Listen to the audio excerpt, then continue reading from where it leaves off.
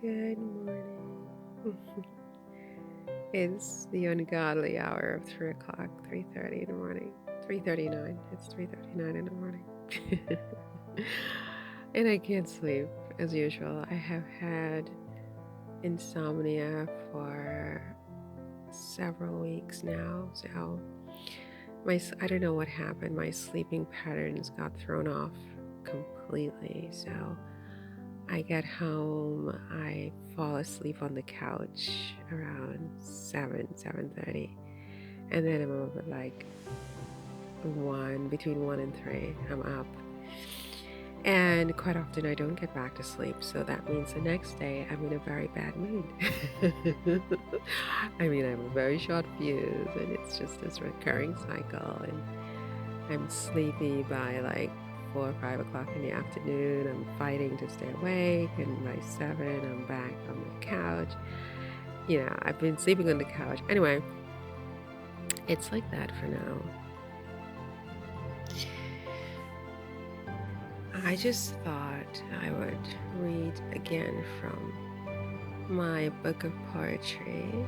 Did I read the back page before? I don't know, but let's do it again. This collection of poems is a series of freely associated thoughts and ideas that I have conjured while living in Paris, hence the references to Paris in poems like The Sun and the Eiffel Tower and The Great Light. Truth be told, however, many of these ideas are a consciousness awakening that have been years in the making, since my years in New York, and reflect genuine questions I have about life, the universe, and the incomprehensibility of God. Hence poems like Does God Ever Take a Bathroom Break? And Life. Today I think I want to read Does God Ever Take a Bathroom Break for you? Does God ever take a bathroom break? Does God just sit there on a throne all day long for millennia listening to cherubim sing? Or does he get up sometimes to go for a jog? Does he eat breakfast? Does he go to the bathroom? Dear God, I love you. You fascinate me. I want to ask you some questions. Is this okay? I want to know if you are my father or my uncle. Can I call you uncle, God, instead of father? I think you are my uncle because my father would have spoiled me more. Dear God, I want to know if all this was an explosion. Can you answer me that? The scientists say it was. The scientists say it was. Dear God, I want to know if you are already dead. No. Dear God, I want to know if we are already dead. Is this a crazy idea that my friend Eric whispered to me when he died? Dear God, I want to know how come all roads lead to up from Earth? Is Earth hell? Dear God, I want to know why you put us down here. Was it to banish us and to damn us for past wrongs? Or is it a second chance? Is life a second chance, God? Do you expect us to stay here and make amends? I love you, God, but I don't understand you. What was your strategy and objective when you did all this? And where are you now? What are you doing? Are you having coffee? Do you have a wife? Are you exhausted? So, yeah, I don't know when I wrote these poems. I know I published the collection in 2015, but I'm sure I wrote them sometime between 2011 and 2015, So I was definitely in Paris at the time when I wrote all these poems.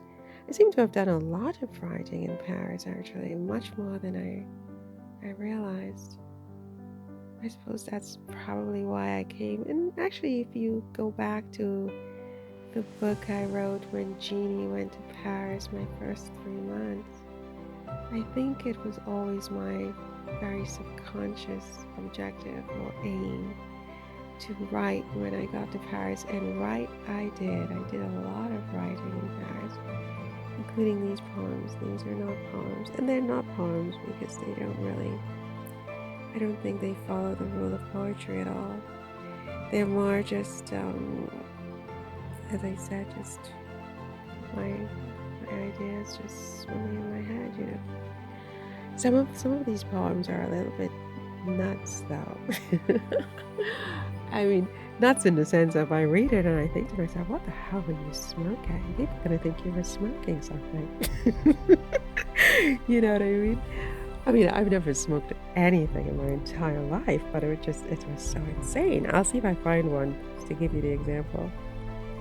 Yeah, I mean, like this one. I mean, I can totally understand if someone thinks I was smoking something with him. I mean, it's just insane. It's insane. Like, where did this come from? You know what I mean? I don't even know how to say the title of this. I mean, what the? How do you say this? Whatever it is, I'm not even going to try to say it. What was I smoking? I've never smoked in my life. I don't do any of those kinds of things in my life ever. But yeah, bizarre. So, whatever that word is, ooh, comes out, something like that. Echoing, ooh, long distances, worlds far beyond this one. Can you hear? Listen.